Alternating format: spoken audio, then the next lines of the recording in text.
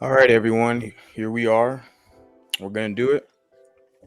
So, like I was saying, this is part two from the stream the other day, dissecting the Racial Integrity Act of 1924.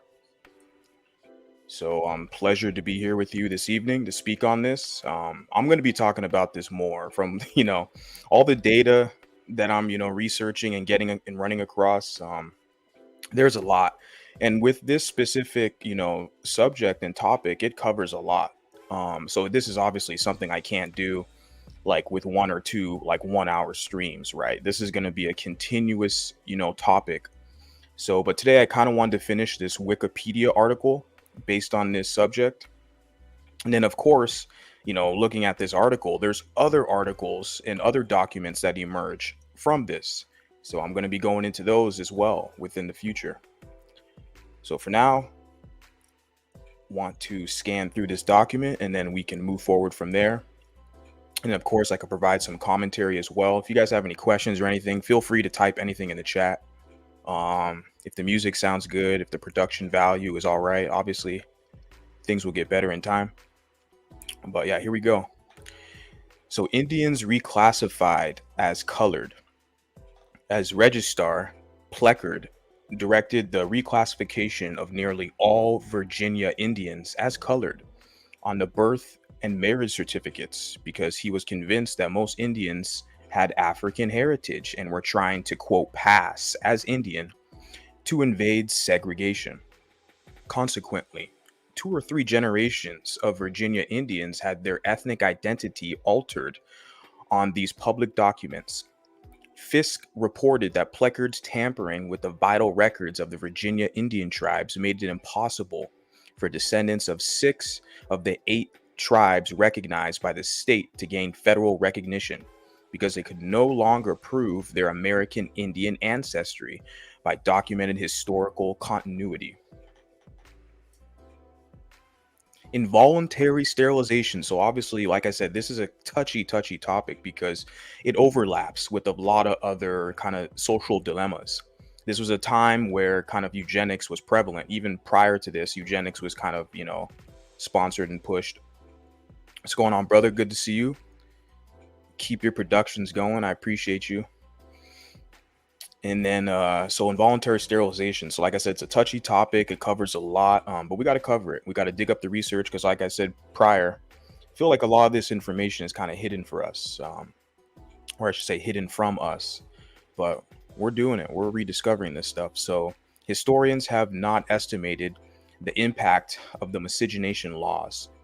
There are records, however, of the number of people who were involuntarily sterilized during the years of these 2 laws were in effect.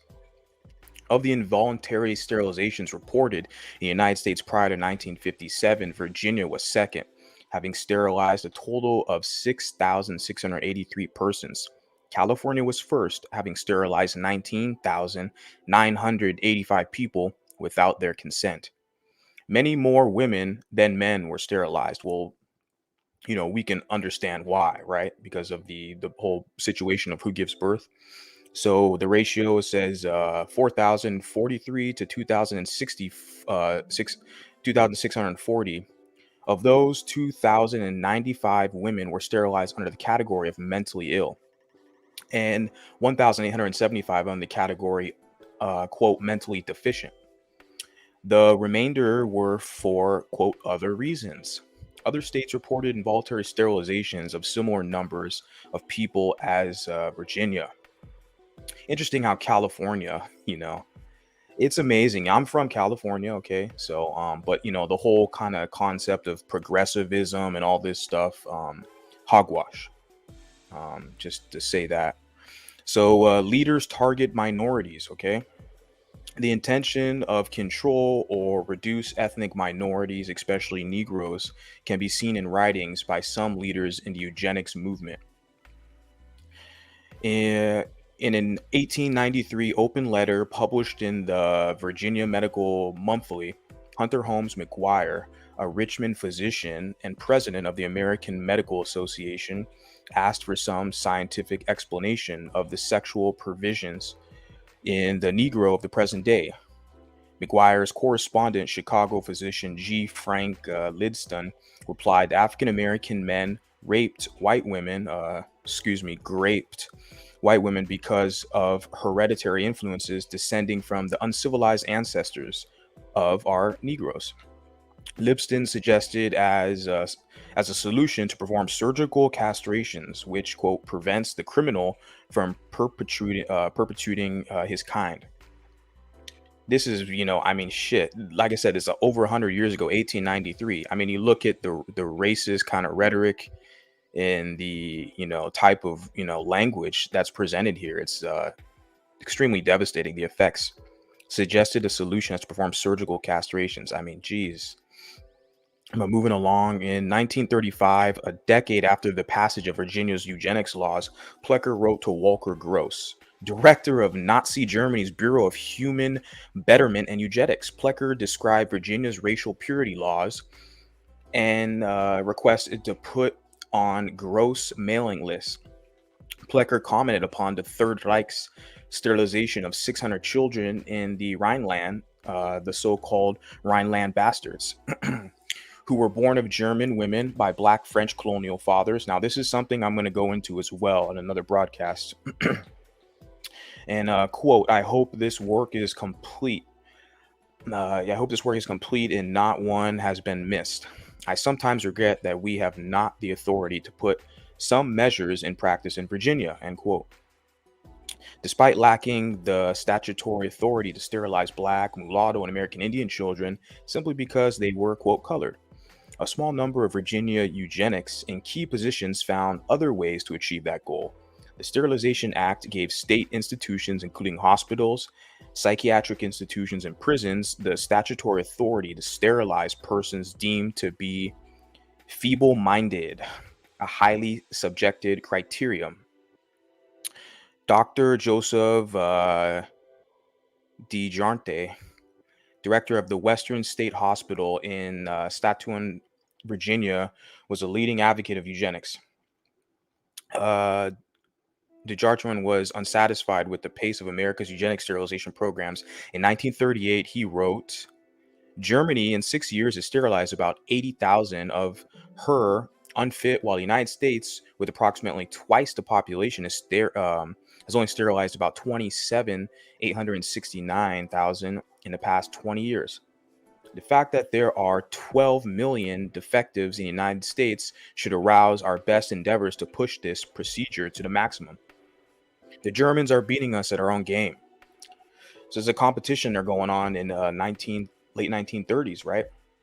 Which is just what's interesting about this is there was a lot of cross kind of cultural and technological transfer between Germany and United States, especially during that time. I mean, it's been heavily noted. Obviously, you can see within this kind of reference here that a lot of Hitler and the Third Reich's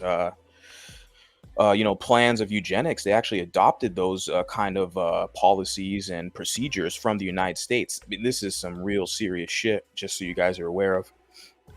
So by quote 12 million defectives, a tenth of the population, DeJarnette was almost certainly referring to ethnic minorities, as there have never been 12 million mental patients in the United States.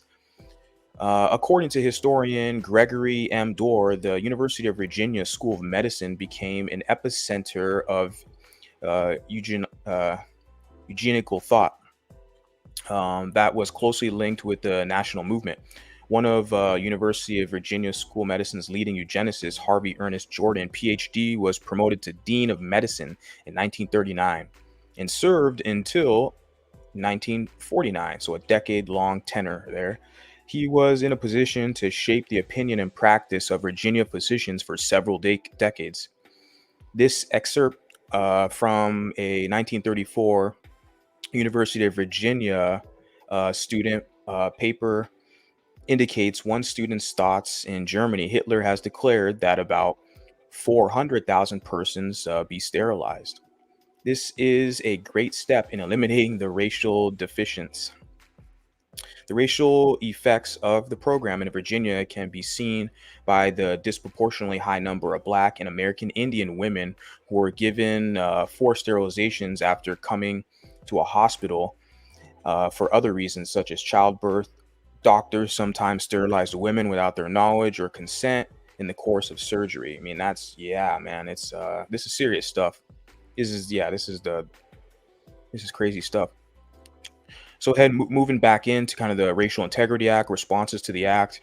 In early 20th century, minorities in everyday Southern society feared to voice their opinions due to severe oppression.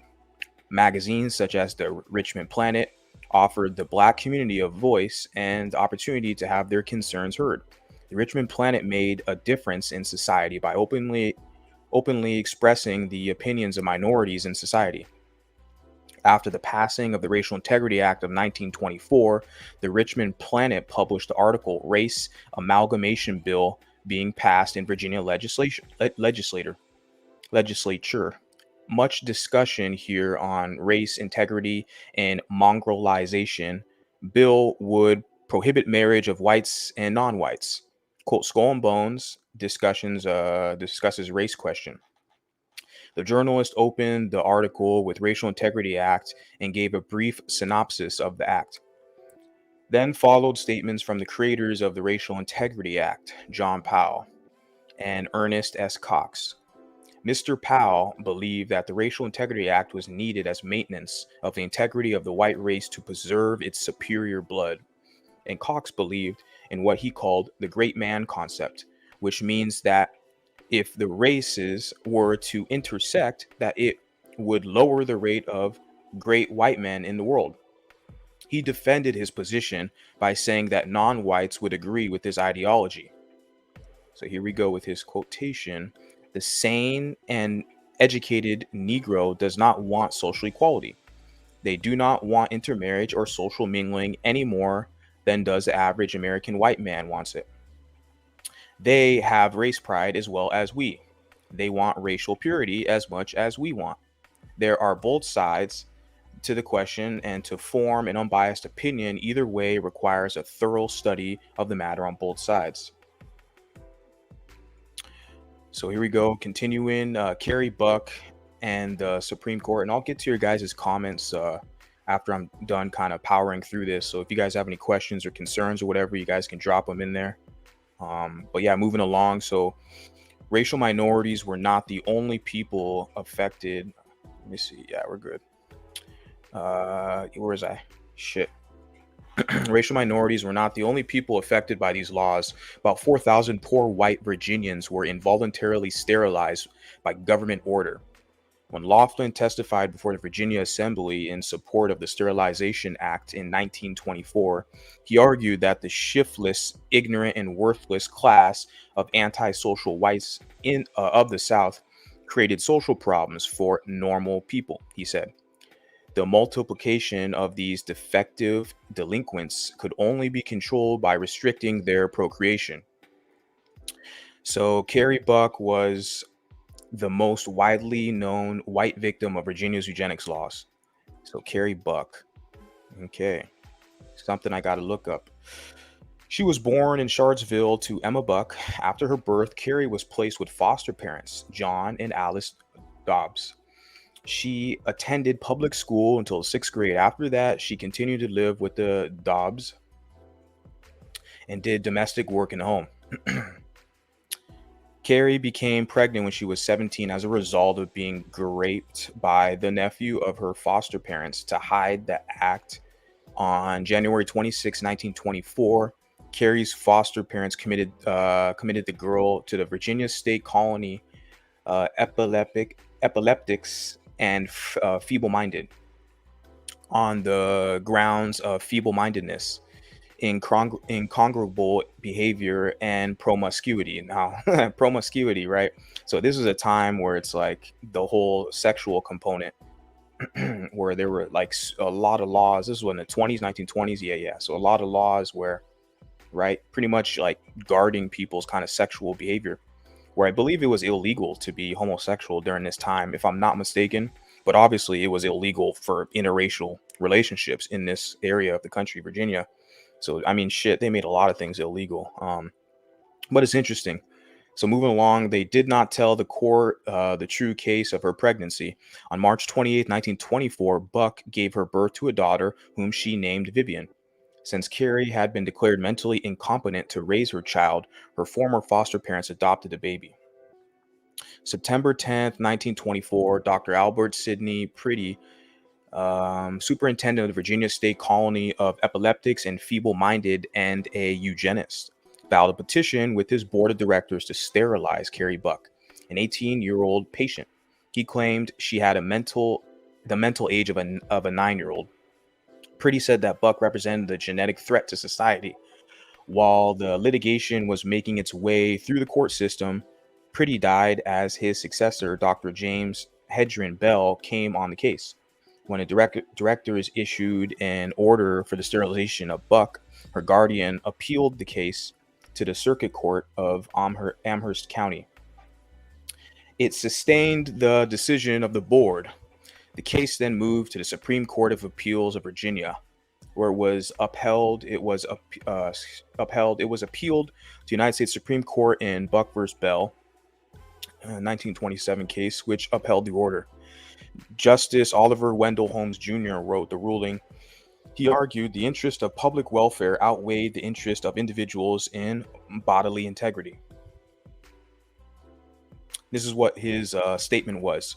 We have seen more than once that the public welfare may call upon the best citizens for their lives. It would be strange if it could not call upon those who already sap the strength of the state for these lesser sacrifices, often not felt to be such by those concerned, in order to prevent our being swamped with incompetence.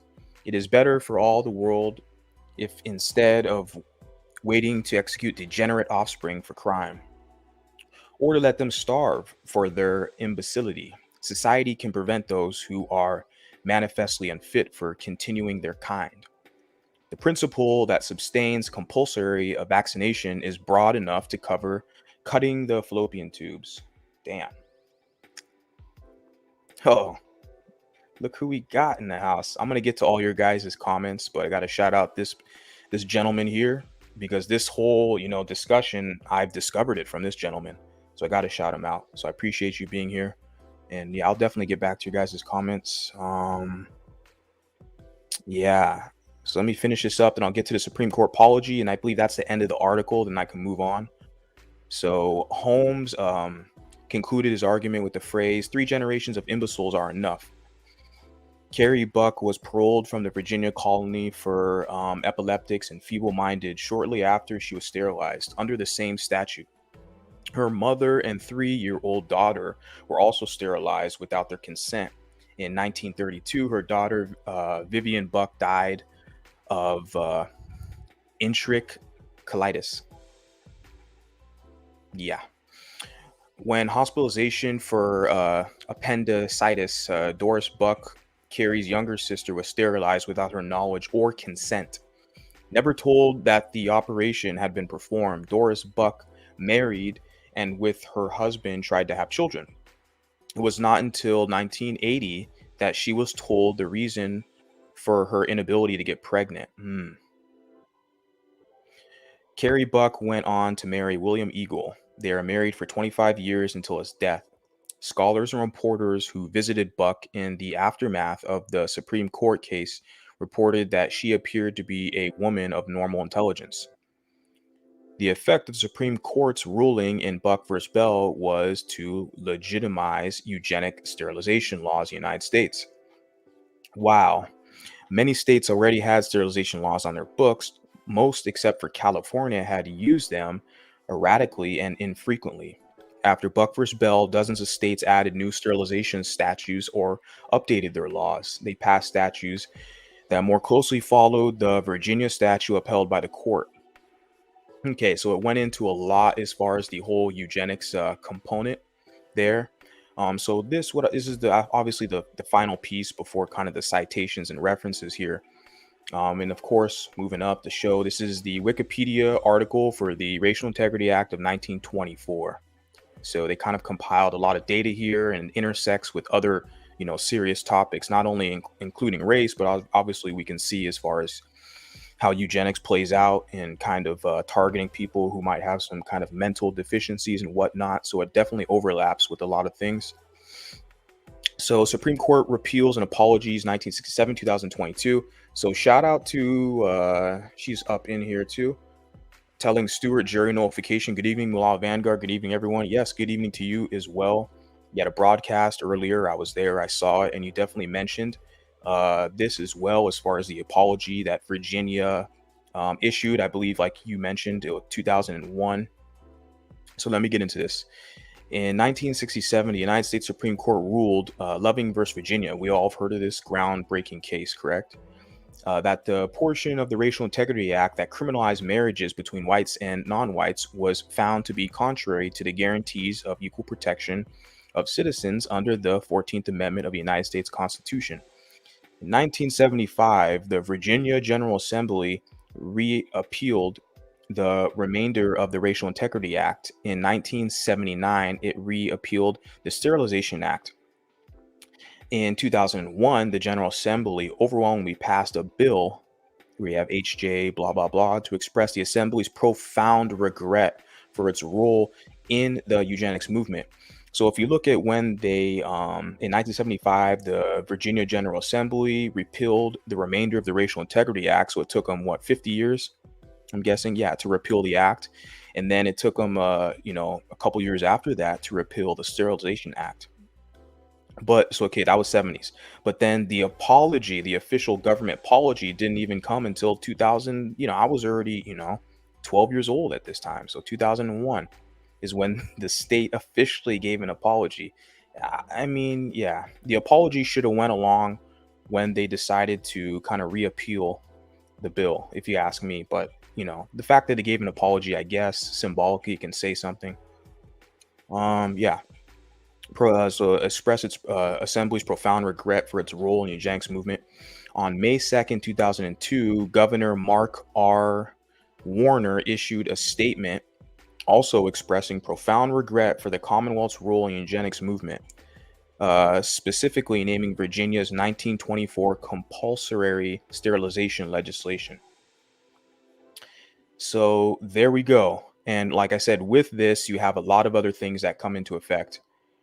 A lot of other data that's provided as well. So let me move on to something else here because I did gather up a couple notes. I appreciate you guys that are in the chat. Let me go through some of the comments actually. So Angst Vision's up in here. I appreciate you, bro. Really do.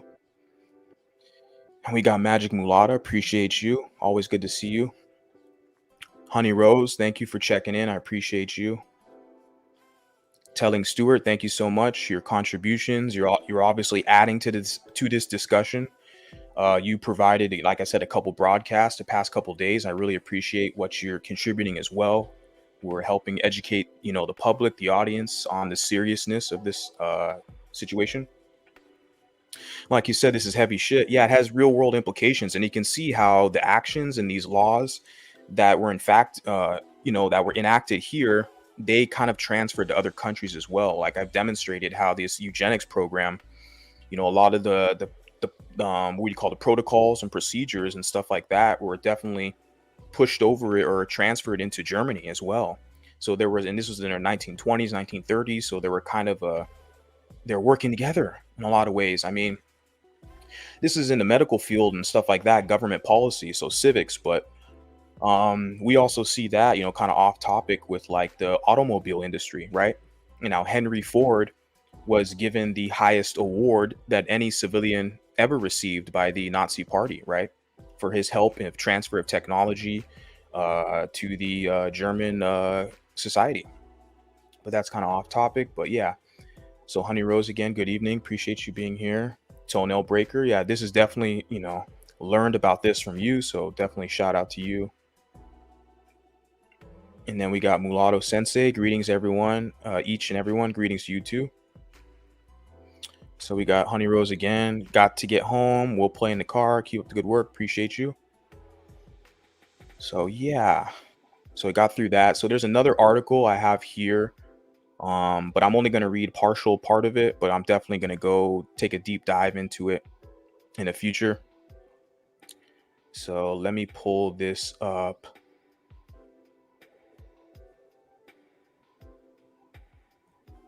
So how's the music? How's the background sound? Is it good? Is my audio? Is it, is everything kind of what would I say, complementing each other? The background noise, my audio. So first time I've done a stream with some audio in the background, so I want to make sure the volume is properly adjusted. So here we go here. I think this is good. Right. All right. So this is a Pew Research. Um, yeah, this is a Pew Research .org article.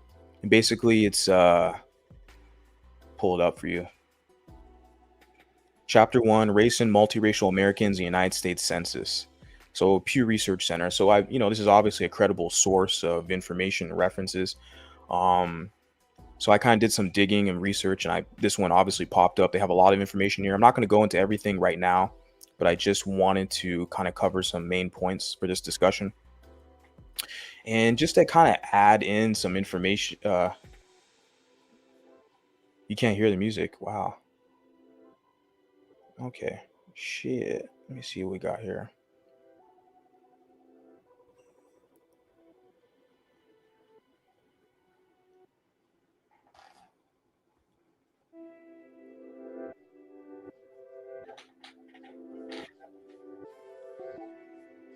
What about that? Can you hear that?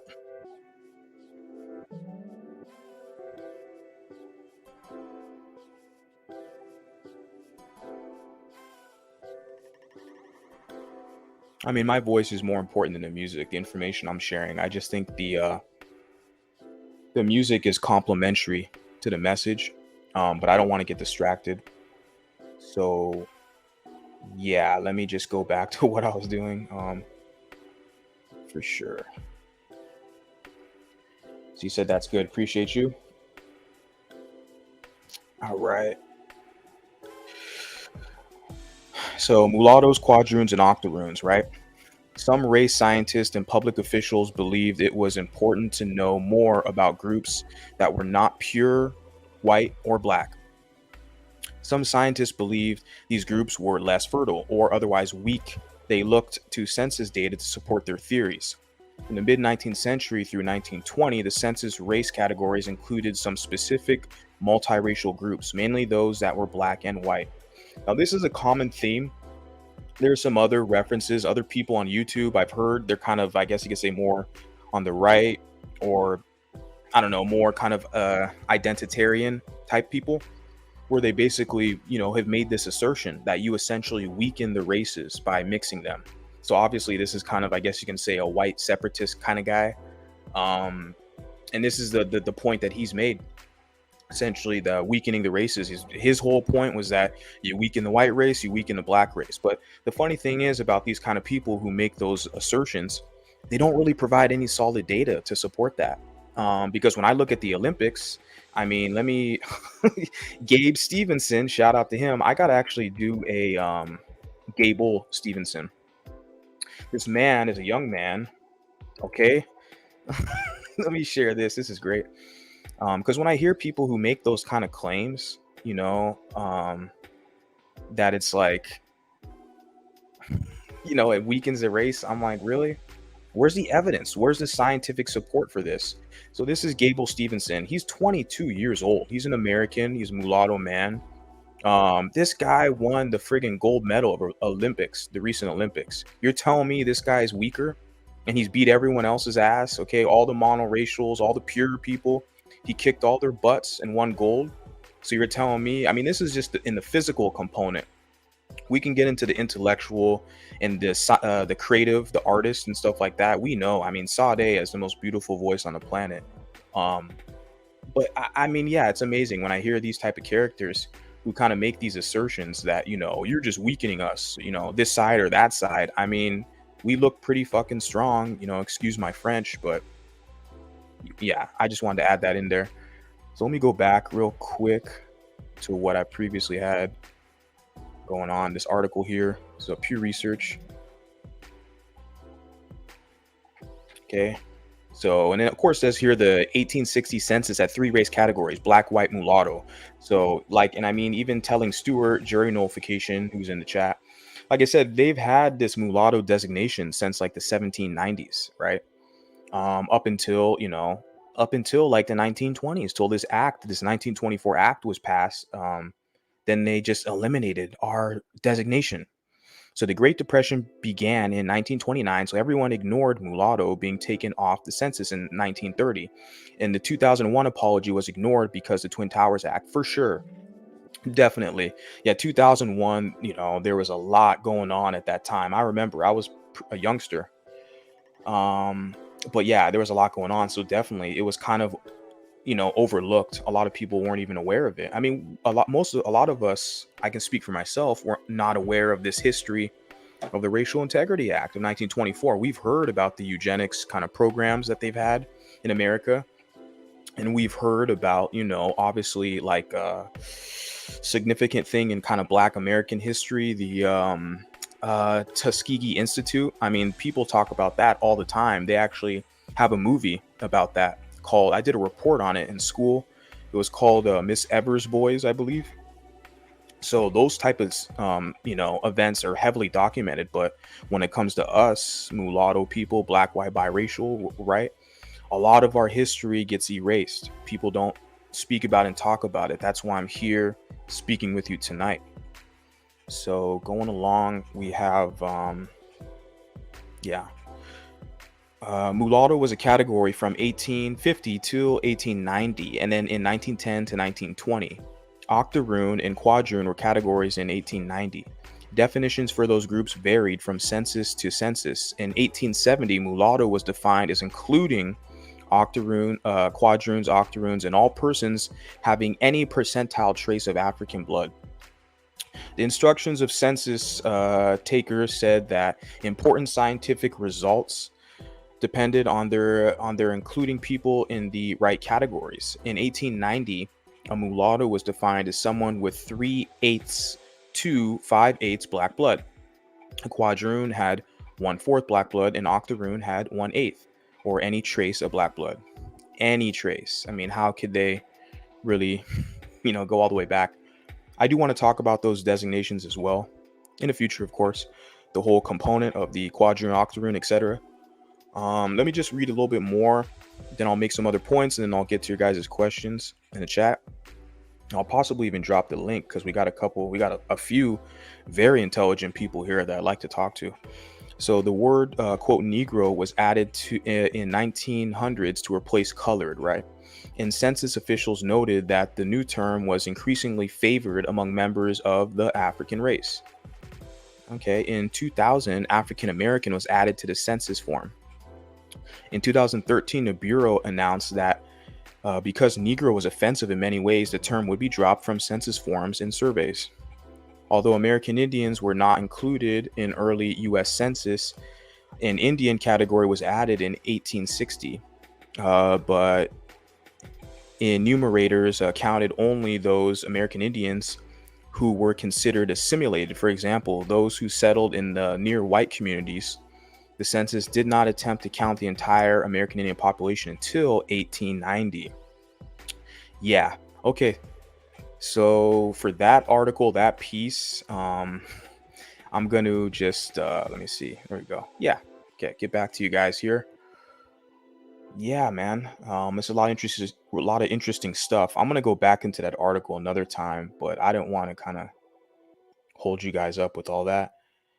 So, hey, let's do one about mulatto and hapa. Yeah, for sure.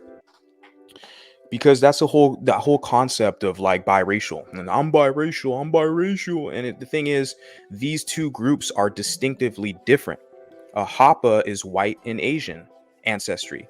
A mulatto is black and white ancestry. We are not the same. And the issue is when they put us in this box, it takes away from us our identity and our history and who we are. And so I'm against that. I like to be specific. And that's why I know there's a ton of people who don't like the word mulatto. That's fine. I mean, we can come together and still talk.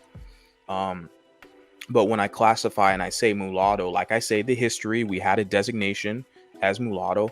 it lets people know who I am, what I am, my background, and it makes everything clear. So you're talking about the audio, appreciate you. Your vocals is the most important for sure. Very fainty, okay. I think we just went over that. Yeah, the Great Depression began in 1924, so they ignored it. The Twin Towers, yeah, man. Pintura de Castras. I think is just the same exact comment for sure. Yeah. Like you said, must define what weakness is. Yeah, because I showed the picture of Gable Stevenson, right? Let me, because I don't know, man. Like, I think I haven't really heard it so much. I guess you could say on the black side of well, obviously we have. You're here, Angst Vision. You're monoracial, a darker hued man. I think my father's the same complexion as you. So we have kind of heard it kind of culturally, even jokingly. Oh, you light skinned niggas, you're weak and all this shit. You know, they're soft, and it's not only the men. Okay, I've heard the women say that shit too. Excuse my French. Even like mulatto women, right? Light skinned women will say you light skinned dudes are weak and all this. I'm looking at this guy. This guy won friggin' gold medal, man.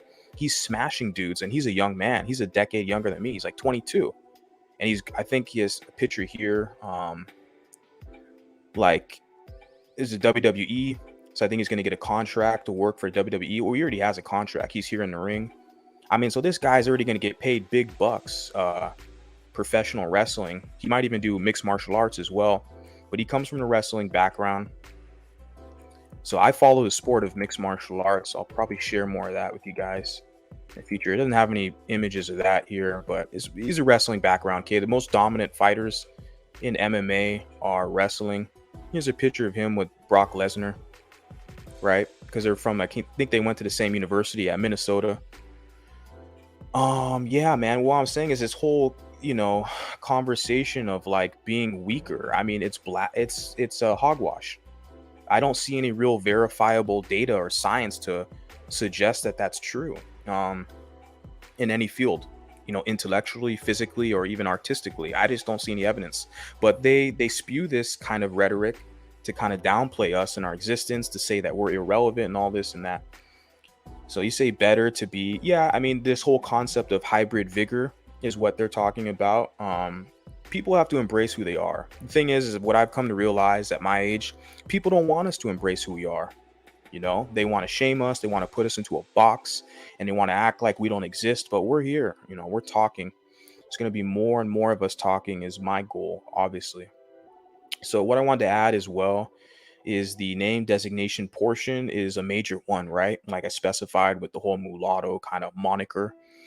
I would personally like to take a poll in the future and survey people, black, white, biracial, mulatto people. I would like to survey us, gather data in the future based on name designation. What do you think is the most suitable name moving forward? I know Toenail Breaker has suggested a phrase, a term that he likes. And there's obviously a bunch of other terms. But when you talk about, like I said, the whole right here, the whole biracial component, it's too broad and ambiguous for me. I did a video about that. A lot of the terms we hear kind of within the golden sphere space, you hear terms like MLS, which doesn't mean shit. That's why I don't use it. That the acronym stands for mixed light skin.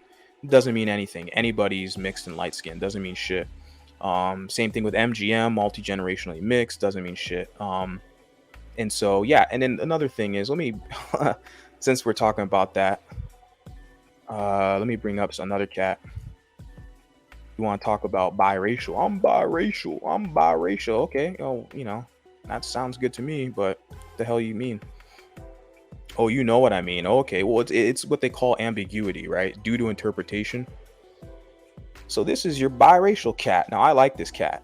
Okay, I like this cat. He's one of my favorite actors, and he has been. I grew up watching him all the way from Bill and Ted. I just saw the other day, Bill and Ted's Bogus Adventure. Obviously Speed, Point Break, The Matrix was my favorite, and then also John Wick. So this guy has had a very extremely successful career. One of my favorite action movie stars, and also 47 Ronin, the samurai story, and then also the Man of Tai Chi.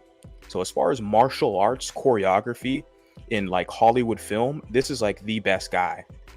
I pretty much love all of his movies. If it's action and Keanu Reeves, he's definitely the number one guy. What I'm saying is that this gentleman is a biracial man. Okay, he is a Hapa. What this gentleman, Angst Vision, stated. He's he's half Caucasian, half Polynesian, Hawaiian. So he's has Asian ancestry. So when you talk about MGM and all this other stuff, I like to be specific. Okay, so for me, that's what I do. I'm extremely specific. So I just wanted to clarify that. Euro-Afric is a term I use most definitely, and I appreciate you bringing that to my attention as well. And I do like it. I do like the term. Obviously, Afropean as well. That term, I do like that term. And I like the term mulatto. I don't have any issue with it, but there's a lot of people who do, right? So I might ruffle feathers, which is fine. I just want people to look at the history, look at the data, analyze things, and we can all share and kind of compare notes, right? So let me see. Oh, here we go.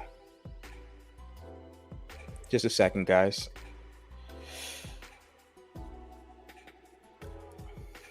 If anyone's interested, you got that there for you. So when you have here, it says whites and Latinos will agree with mulatto term, as that term is being around the longest along with mestizos. Only blacks disagree with mulatto because they don't want to separate from them. Of course. And that's what I've come to realize as well.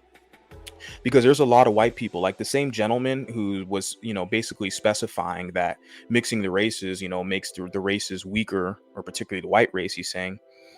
He even designates people as a mulatto. And I listen to him talk. He'll talk specifically, oh, this guy's a mulatto and that.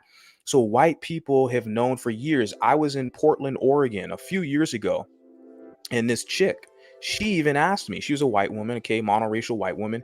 She was like, you're a mulatto, aren't you? I was like, yeah. Like, I don't hear that word too often, but people aren't as stupid as they play like they are. They know who we are, and we have a term and a word that designates us. And so people want to play games, but like you just stated, typically the only people today who do not like the term are mulattoes, who are kind of brainwashed into blackness, or just monoracial black people. And like you said, the main reason why is because they do not want us to form our independent designation. They want to keep us as their mules to serve them. This is what I've come to realize. So, and I have a gentleman who jumped on the stream. I'm definitely going to bring him up. He says Bruce Lee mother was Hafu, also, for sure. Welcome, sir. I appreciate you gracing us with your presence. Good evening, everyone, and thank you. I want to elaborate on the word hapa.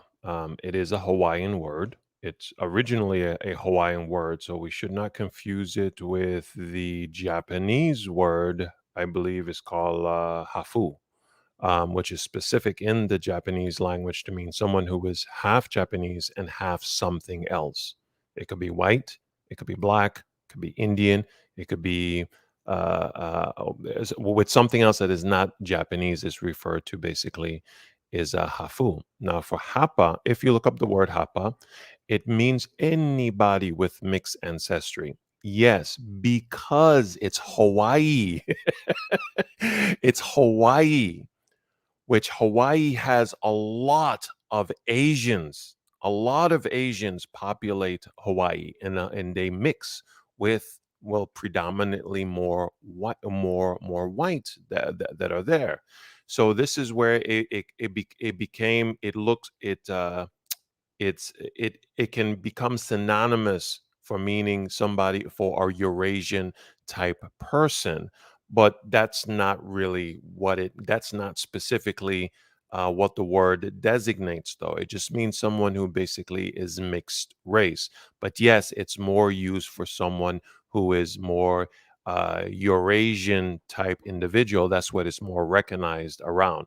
Just like, say, for instance, the word when we use the terminology, um, yeah, like we use mixed race now here, depending on who you're speaking with among blacks, automatically they're going to think is that you're speaking about someone who's half white and half black.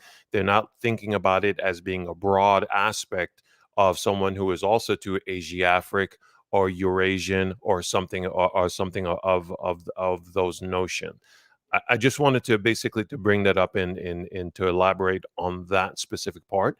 It is available online for you could easily search it, and it will give the specification that it's a Hawaiian word from Hawaii, and that's it literally it just literally means someone who is mixed race. That's all. But it's more predominant for someone who is predominantly used for those of Eurasian descent. Most Roll. Uh, sorry, go ahead. Go ahead. Go ahead. So now rolling over to the other part, which was interesting because when you were going back and reading the articles, it kind of brought back some schools of thought, some thoughts that I was exercising into trying to unravel the whole part of American history and how people were thinking. Well, there were a couple of parts that I want to be able to throw there in your study. Couple of things to keep in mind in the study when you're going back to research what happened.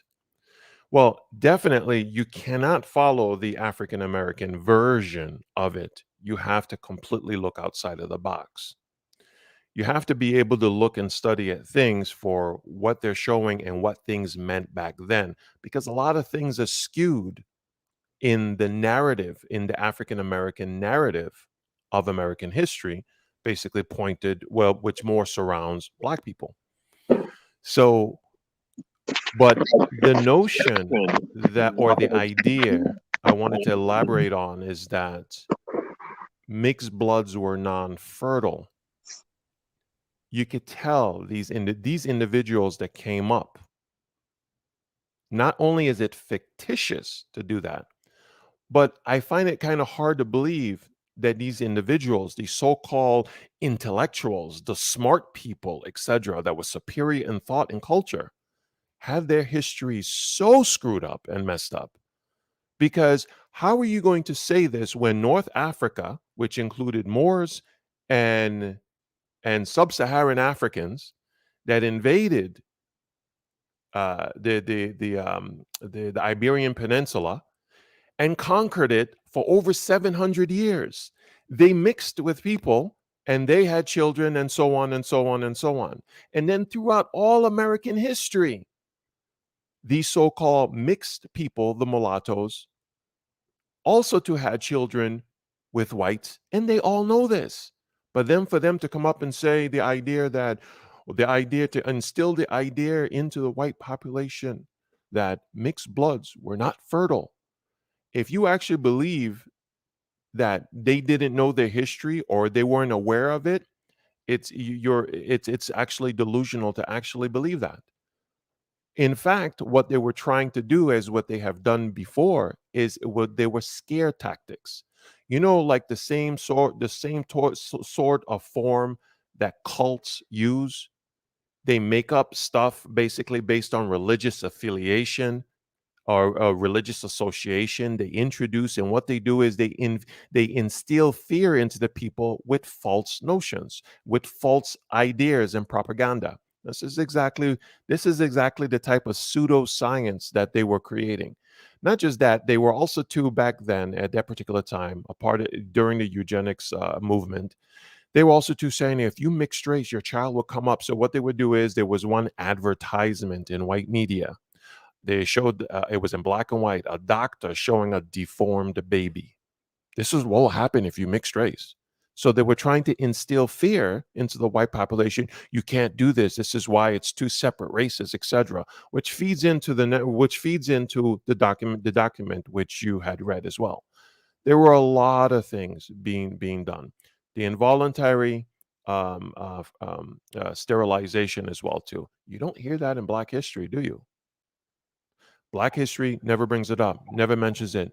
When you ask the regular African American, do you know anything about involuntary sterilization that went on? No, they have no idea.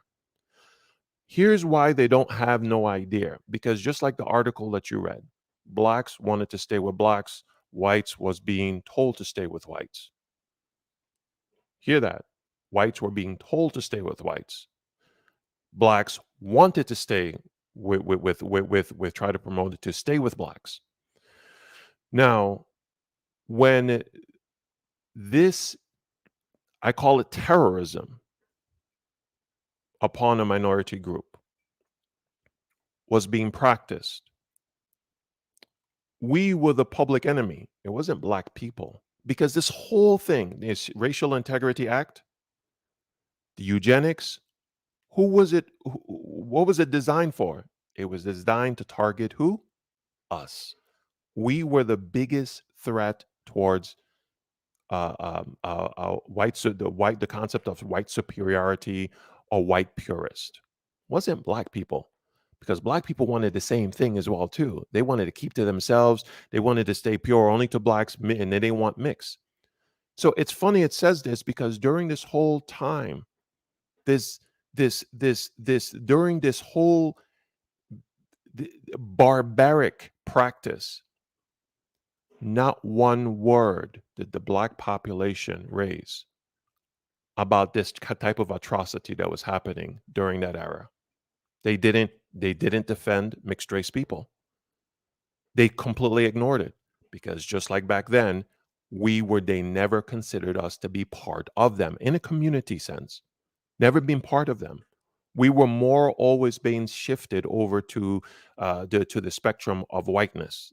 It's always been that from since when slavery was well and active within the United States from that time. And it's so crazy that this one particular law, the Racial Integrity Act, shifted and changed and institutionalized and shaped the African American culture to obviously make you think that, okay, I'm black. Now that you're black. And then when you come up to find out that it was white people that came up with this, it wasn't black people that fought for you for that identity. It was white people that basically enforced, that terrorized, and also to infringe this identity. It's really kind of boggling how people still carry that idea as black, denying their other side, their other part of the self. I think it's beyond insanity to do something like this. It's like being told you've been raised Asian, right? But it comes to find out that you're actually Hispanic. You see what I'm talking about? But you still continue to call yourself Asian. I'll let you take it from here. Yeah, most definitely. What you said was a lot. And you made a comment prior before as well. Like in America, I spoke to Afropean Monica. She's in the UK. She was raised in Poland. Same racial configuration, black, white, biracial. She likes the term Afropean. I spoke to her and I told her on her channel that basically, from my understanding, because I was born and raised here in America, right in the West Coast, California, it's like acceptable and it's like it's almost like you're kind of told to, in a way, or encouraged, I should say, to basically put down your white side so you can get bonus points within black society, because you have to play into that narrative that white people are the oppressors and black people are the victims, which there is a documented obvious history of that. But in this modern time, in 2000s, it's insane. Like they still kind of play that role on a lot of these people. But since you're here, I really appreciate you coming up here. But I just wanted to share something with you, because you made a comment. And this goes back to name designation, not to go off topic, but obviously it's related.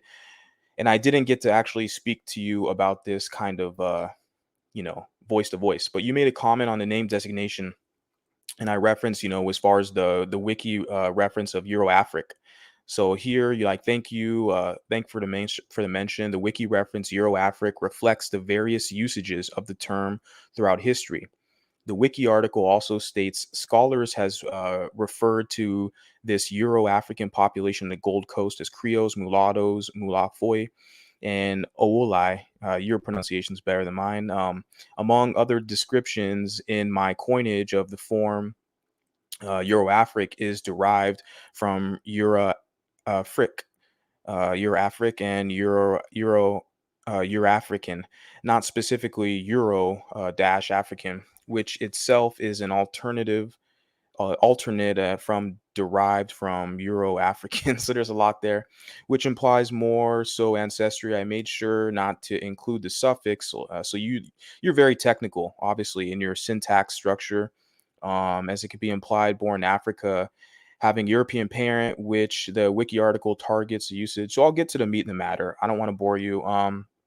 You put here, this is where I saw it was important to drop and to isolate it to this specific meaning from its other forms. The objective here is to coin and embrace an identity not made by others. That last sentence was very significant, what I wanted to highlight. Because, like you said, the objective here is to coin and embrace an identity not made by others. What are your thoughts on that, please? I want your opinion. Well, let's look at that. This for the history in America, black people, first of all, Africans were never called black. They never came out and called and identified themselves as black. There's no such history in regards to that. They never identified themselves as that. It was Europeans that came along and started to color code Africans as being black. This is where it started from, and it started from basically two words. Um, the what the Romans gave, the which was the Romans gave, because the original word with Ethiopian, for instance, meaning someone who had a burnt face, which is they were basically ascribing what a body would look like Right, after it's burnt, right. etc. Mhm. So then the other thing is basically negro, which is simply in Spanish or in Portuguese, basically means black. In Spanish culture, they use the word negro in everyday life and to describe many things. And then later on, negro, when applied to a human being or a person, it's referred to a specific phenotype of an individual that has black skin.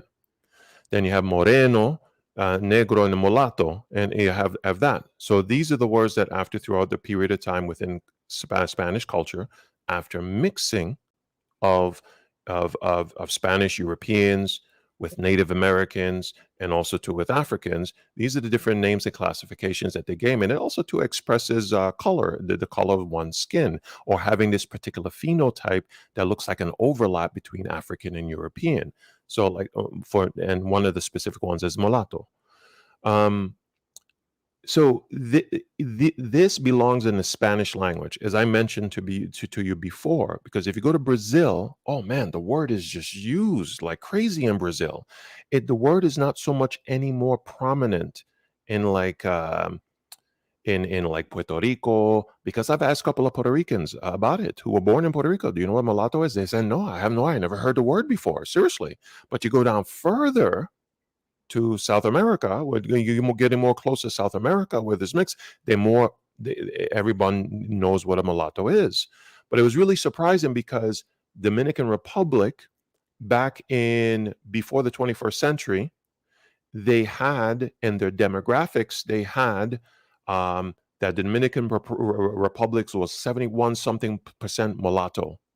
They specifically used the word to describe their population.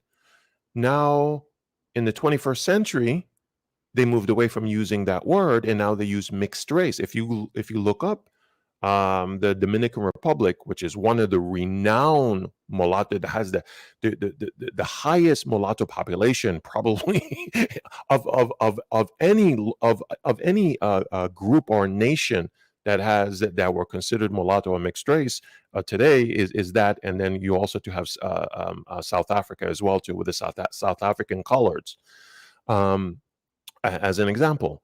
But they moved away from the word mulatto. They completely struck it out, and didn't they used it? They used a substitute as mixed race now. Now, if you ever notice that the Anglo-Saxons, the Anglo-Saxons that came here that designated themselves as white, they called themselves white. They were the ones that coined the concept of a white race. And this concept basically came from biblical. It came from the Bible, that they were very extremely religious, and they came up to call themselves white, as being the superior, because we're white, and they designated themselves as white. Because remember, a long time ago, white didn't apply to all Europeans. White only referred to basically if you were of English are in German descent. Anglo-Saxon. Anglo-Saxon. Anglo-Saxon. Yeah, Well, correct. That's yeah, correct. That's whom it only applied to until it evolved and started, to include other people from other European countries, etc. Southern Europeans, right? Yeah, Yeah. yeah, correct. So there you have it. So they designated a name for themselves. Nobody said anything about it. It took off. It went. It took off. They bounded to it. Everyone agreed to it. But black people within the United States, you had no other choice. You had to accept what you were being told what you were, and this is part of the institutionalized nature within the United States, where it has to deal with race designation, etc. Black people never even had a chance or a time to basically come up with a name for themselves. It was always someone on the outside giving a name to them and them adapting it and adopting it and enrolling with it. So what I was proposing, or like what we're all seeking for, is we need to come up with names and jargons and terminologies for ourselves. Japanese came up with their own name. Asian, Chinese came up with their own names. All these people, every single ethnic group that is out there, wasn't given a name by somebody else. They came up with those names for them that has something to deal with their history and that was originated and coined by someone related to them. But go ahead. Yeah, I just wanted to add this and then move on to flowers. I know she's been waiting patiently, but I agree with you. That's why I wanted to pull up that comment. That was very profound statement, that it's extremely important for us to come up with a name for ourselves, our own designation, and not take labels brought to us. Obviously, I'm using a label a lot of people don't agree with, which is fine for now. Like I said earlier in the stream, what I kind of envision for myself is having a mass, producing a mass poll kind of to take a survey of people as far as name designation, right? What would be a great option? But that's obviously something in the future. Right now, the important part is kind of, discovering this data, this history, this information, and sharing it with people so everyone else can kind of make a conscious decision on how things kind of should be. But no, I appreciate everything you've shared. Thank you so much. But flowers, you've been waiting patiently, so the floor is yours right now.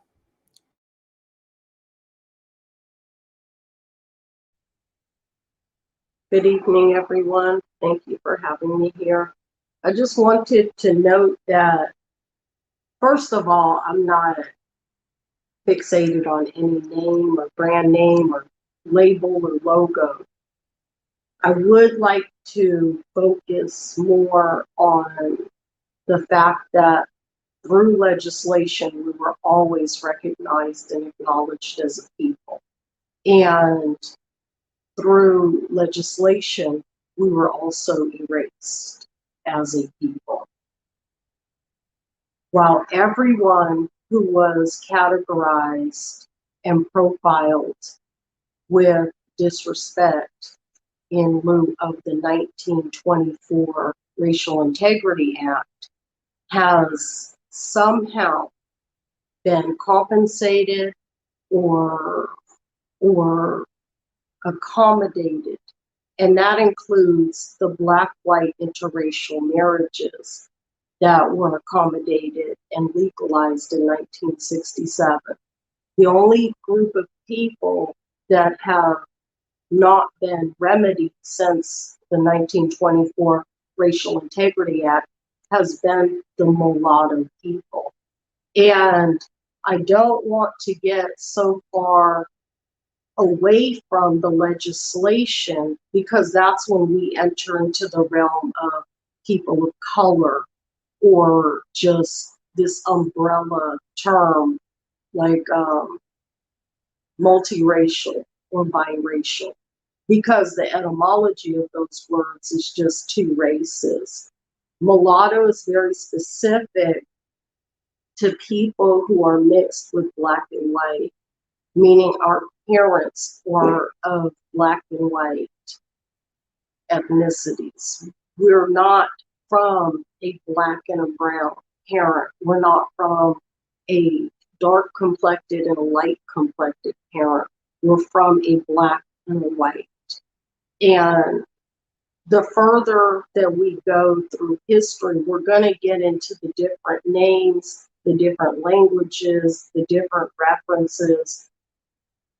Here in 1779, right after 1776, a bill declaring what persons shall be deemed mulattoes. And this is very specific as to who is a mulatto. What concerns me too is that after the Racial Integrity Act from 1924, 6 years after that is when the US Census removed mulatto from the census and replaced mulatto with Mexican specifically. This is from the US Census website. That was in 1930. So since 1850 to 1930, we were always counted on the census as an independent racial classification. That's 80 years we were on the census as a racial classification, independent of white and Negro. We were our own classification. And that's something that we need to make sure is put on the US Census. The US Census right now is actually everyone except for mulattoes. It's literally everyone except for mulattoes. The closest that we can get on the US Census, as it states here, is some other race. That's the 6th category. It's some other race. And then on the second page, the some other race is explained. So again, we're being marginalized. We're being made to be invisible again. Every other people is on the US Census, and we're not. The problem with that is since 1850, we were. 1850 until 1930, we were. We were put on in 1850, we were taken off in 1930, and no one else has been made invisible. Since 1930, every other group of people in the United States of America has been acknowledged, except for us. All of our contributions, all of our achievements have been colored in Black. Everything that we've ever done is credited to the Black race. Something about that to note is that regardless what anyone says from the Black race or in sympathy for the Black plight, white people have always acknowledged Black people. Black people have always acknowledged white people. Neither one of them has ever been removed or had their identity taken away and made invisible and erased. We've been erased since 1930. We've not been counted since 1930, legally, officially, and that has not been corrected. Everyone else from the Racial Integrity Act of 1924 has been accommodated and acknowledged. So we need to make sure that we conclude and resolve that unfinished business. We're a people that has not been acknowledged since 1930.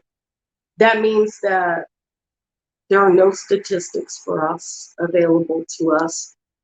Yeah, there are private studies. We don't know how accurate that information is. They're private studies. We're being ignored. And now everything that could be considered our brand is actually being given to a people of color. And people of color, again, that's an umbrella statement. Yes, I'm a people of color. The reality is that my children are not all people of color.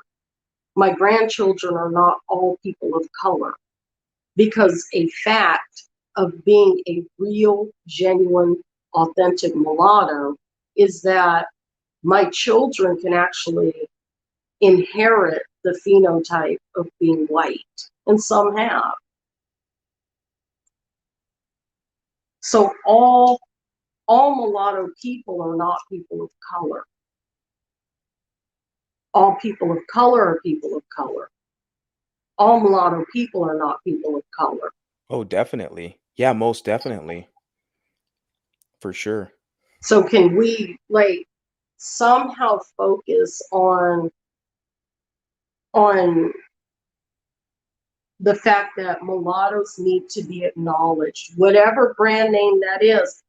To be honest, we might need to just maintain the mulatto name just for the name's sake, because it's consistent with the legislation from 1779.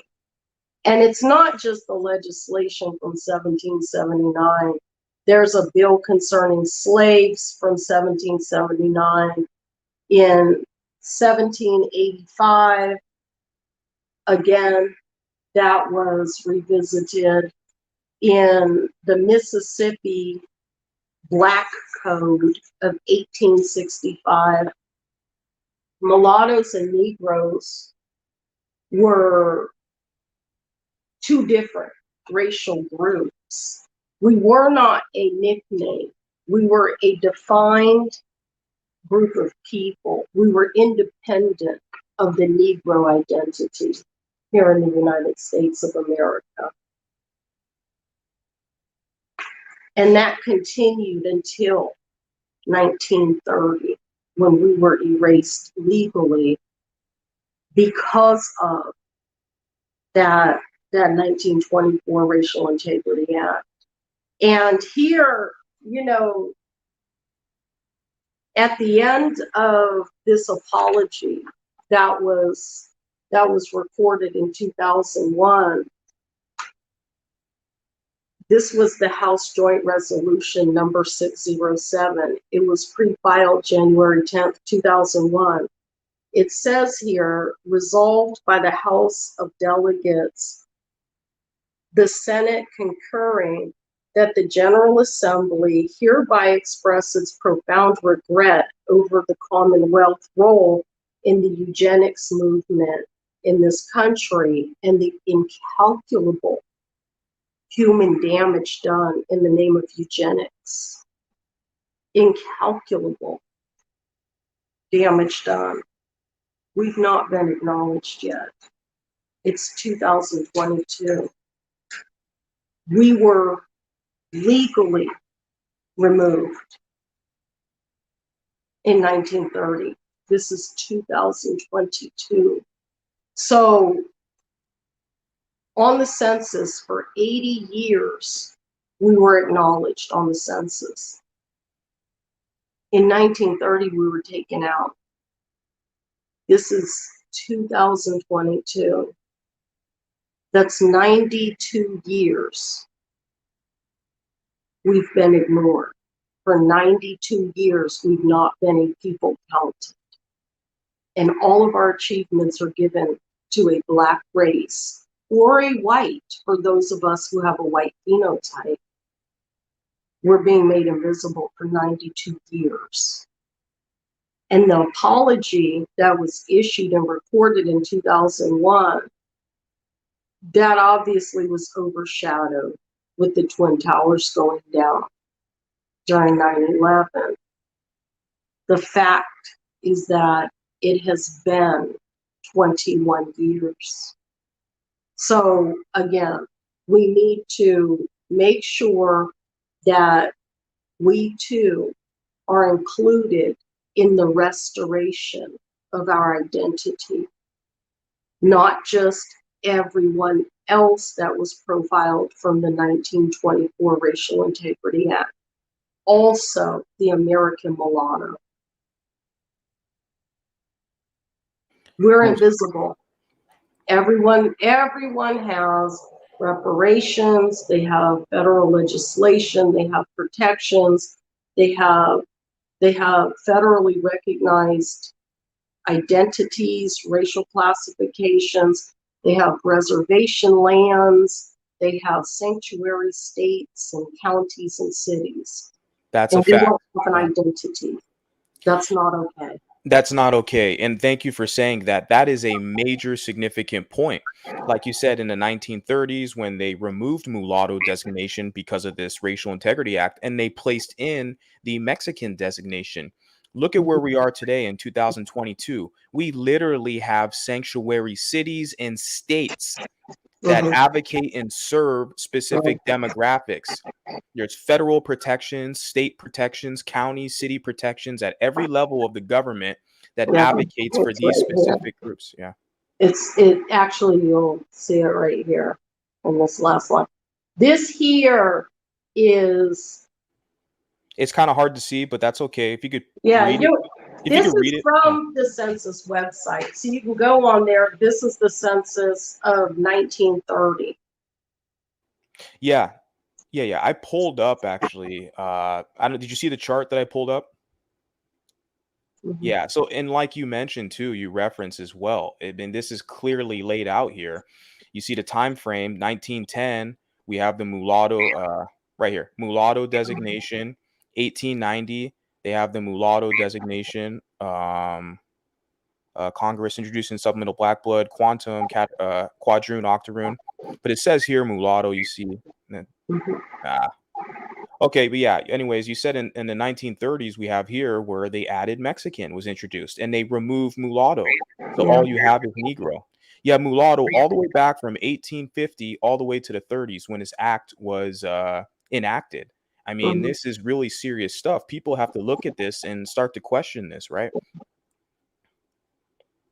Mhm. Yeah, correct. Because the narrative is that we were always seen as black, and this is the narrative that you would hear, but it's actually it's out of context. The narrative, the actual true narrative is we were always seen as non-white. Mhm. That's what it was. It wasn't we've seen black. So what as again, this is where it comes back to the part that where people are taking post Racial Integrity Act after the being in and after the culture has been institutionalized and then interpreting history based on modern perception, modern concepts and modern perceptions. And this is where the twisting and the scrubbing of history and trying to rewrite history, which is that's not the context of history.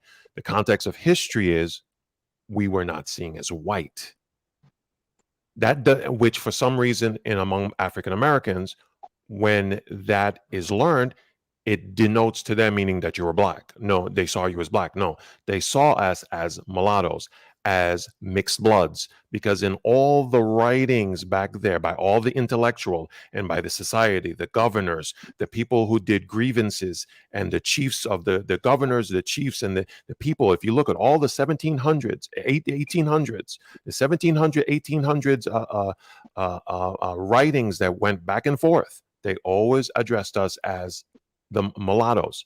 A matter of fact, there is, before the Racial Integrity Act came up, there was something that was written. It was called an article that was written called "The Superiority of the Mulatto." You can look it up. It's available on Google to look it up and to read it. Yes, And sir. this is where it was written by someone who was white. In this, in every essence as possible, they distinguished us from from the black race of people completely. And the only reason now, and which brings us to the Racial Integrity Act. And why the Racial Integrity Act? Because the thing about it, our status made us immune to segregation. So in order for us to fall up on the segregation laws, And in order to disenfranchise us and to strip the white privilege from us, was to designate us as black, to force us into blackness. That's why. So we lost a lot. We lost, as you said, we lost our identity. Our identity was stripped around and thrown up under the bus with blackness. And yes, we do call for in the 21st century a restoration of our identity. It is a fact, because the Racial Integrity Act stripped us of our identity, and we are a people. We have always been recognized as a people, even before the 1850 census. You have to remember now, these terms, the word mulatto, when it went into the US Census, it had to been something that was socially accepted, acknowledged, and socially accepted and acknowledged during that time.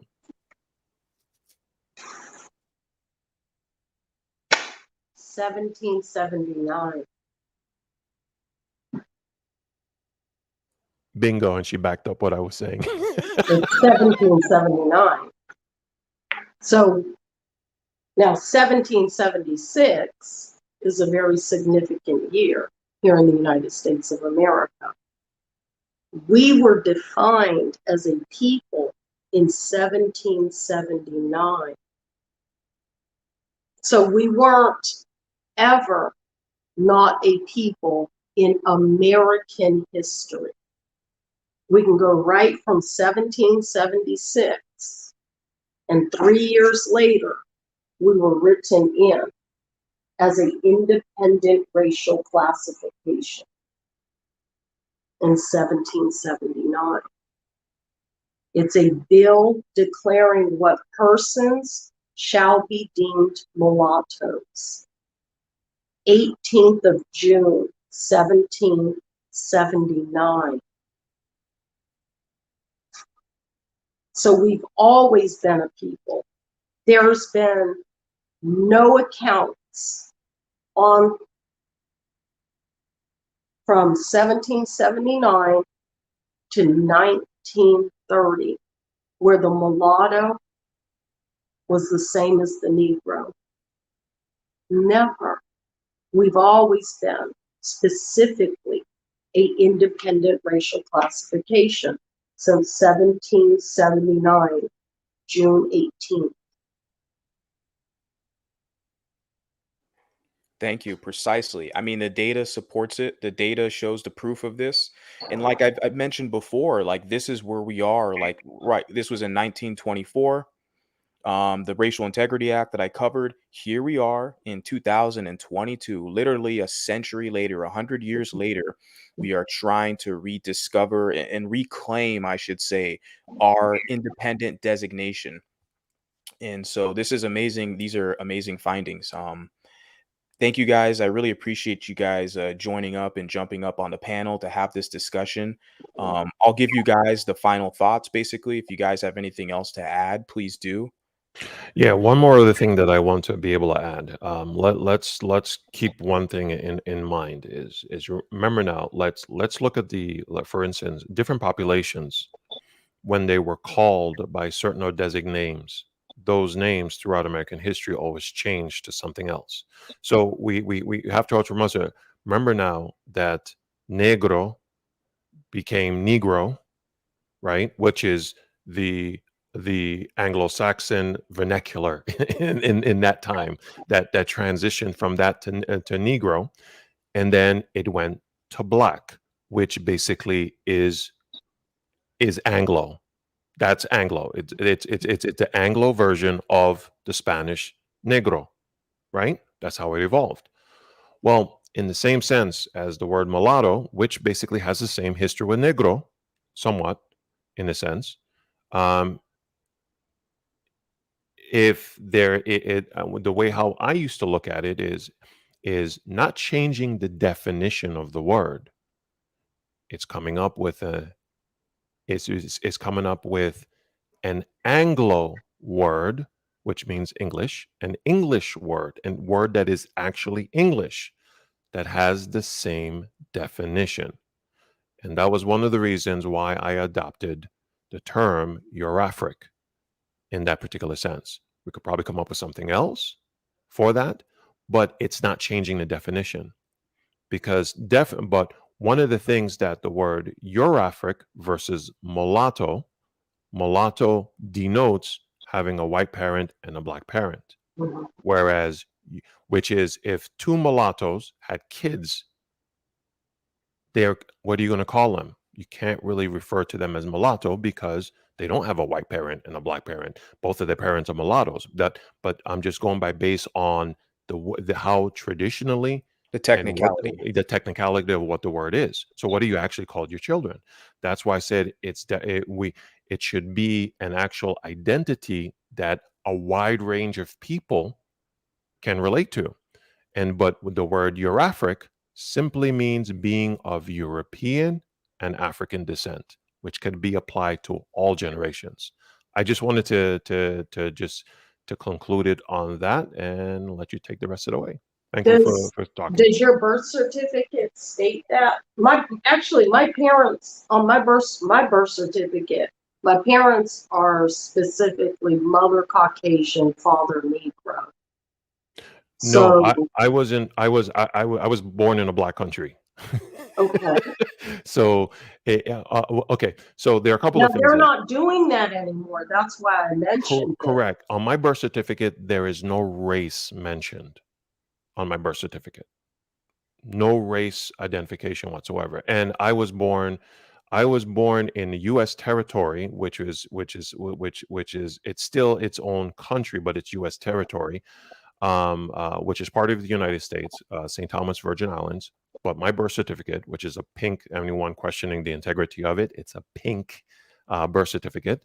There is no race mentioned on it whatsoever. And also, too, you have a passport. When you get your passport, who's never anyone that who is, if you don't have a passport or you're questioning a passport, race is not mentioned on a passport. Well, I was born in the 1970s, and so interracial marriages had just become legalized in 1967.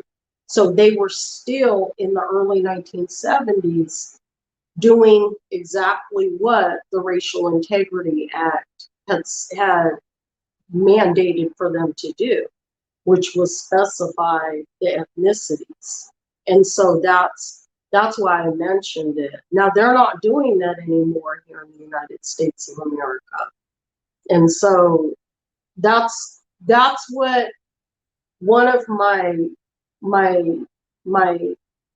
motivational forces is, that while I'm here and I'm speaking and I'm verifiable and my birth certificate is verifiable and my parents are verifiable, this is right now, this has not become history for me. This is my experience here in America. And I don't want it to go so long without us going through this reclamation of our identity that everyone just kind of ceased to exist and we're all in the other world, and Generation Z doesn't know anything different, And so Well, it's really important to address this now. it is, and apparently what we have now is a platform, a couple of platforms. But in order to get there, even for the legislation to even look at it again, and I'm using the word again because this is not the first time. It's been in and out, which is the history which we just went over. It's going to take about, I think, either 1,000 or 100,000. I'm not too sure. I think about 1,000 votes to have the legislation to look back into this, because the number right now, according to the 2020 census, currently, right now, at the moment, black and white mixed race currently outnumber African Americans. Currently, right now, at the moment, and I was I shocked can go door to door. I can physically go door to door. I can go to downtown. I can gather signatures. Right now, I have signs on my car that say stop mixed race discrimination and no reverse racism. My vehicle is like a billboard. I can go, I just don't know where to start and how to get this petition going. There have been different people who have started petitions, and each petition has several signatures on it. This is something that needs to be a collaborative effort, and there needs to be a collective effort where we're gathering signatures for the same petition. We're not in a condensed population. We're all over the country. And so we're not just going to be in one city. Like, I'm here in the state of Georgia. I'm actually in Stone Mountain, Georgia, in the southeast. Biracial people are probably 2% of the state population. And so at best, I'm not going to get all of those signatures. There has to be different people gathering signatures in different places in the nation, and all of those signatures collectively are the number that we need to present this to the Office of Management and Budget. Just real quick, this will be the last thing. Just for the petitions are available online. A matter of fact, there have been one attempt. That attempt did not meet the amount of votes specifically because it did not have popularity. There wasn't enough, let's call it marketing in regards to enough platforms to push it and support. That's why I didn't mark. Now, there's another one that I saw, another petition. If you Google it, you'll probably be able to find it. But that's how you would start with it. I don't think you would need to go around door to door to anyone. The thing is having discussions like this and having a platform like this is enough to get the votes to be able to push it. Because once you get the legislation to see it, oh, trust me, it's going to catch like wildfire after that. Exactly, most definitely. I think this online platform, we definitely have to utilize it to spread the message and promote the petition if we create one. The door to door is definitely nice too, because like you said, a lot of us are fragmented. We're throughout the whole country. We're everywhere. But yeah, so we would have to cover a lot of ground to do that exactly, right? But I definitely want to try to develop some data to find out where we are kind of most represented at. I think we obviously would know New Orleans area for sure. But yeah, that's a great point. And I wanted to say too, thank you so much, Flowers. I definitely love the enthusiasm you have as far as the signs, the stop mixed race discrimination signs. I need to follow suit and start doing something like that, stickers, decals, or t-shirts or something to let people know we're here and that we're not going to tolerate the I get more discrimination. views in my car than I do on the online platforms. Yeah, what I can do as well.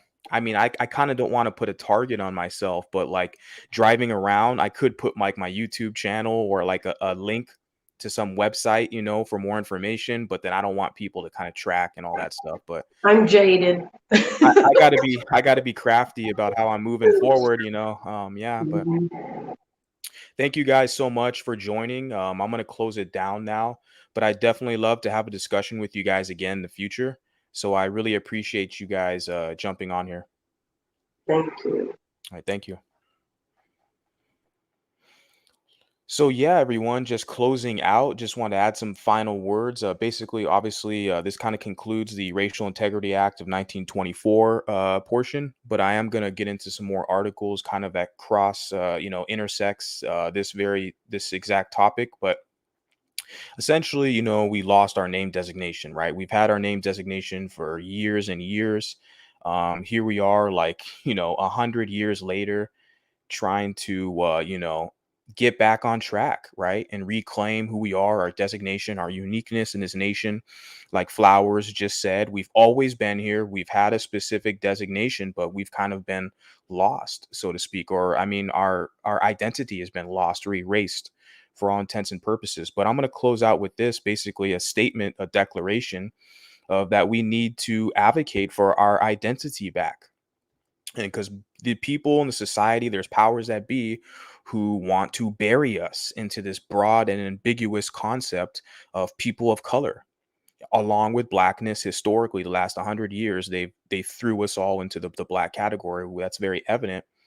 But us, as mulatto people, we need to advocate for our identity back. What we call ourselves is open for discussion, right? I've said that many times. I'll continue to say that. But the title mulatto, it definitely identifies who we are in the marketing, I guess you can say, of it, or the exposure, I would say, because it's a term that's used around the planet. People are familiar with it. I've heard it in Africa. You hear it in Asia, South America, America. I gave an example when I was in Portland, and this white lady said, "Oh, you're a mulatto, right?" So like people look at us, they know who we are. We've always been here, and we have to start advocating for ourselves more. And part of that is going to be digging up this history, sharing it with the public, and connecting with all of you beautiful people. So, like we had Toenail Breaker, I really appreciate you jumping on the panel again. Thank you, sir. I look forward to talking to you again. Thank you, Katie. Thank you very much. I appreciate it. And of course, Flowers, thank you so much for your contributions, what you're doing. I really appreciate it. Thank you for joining the panel.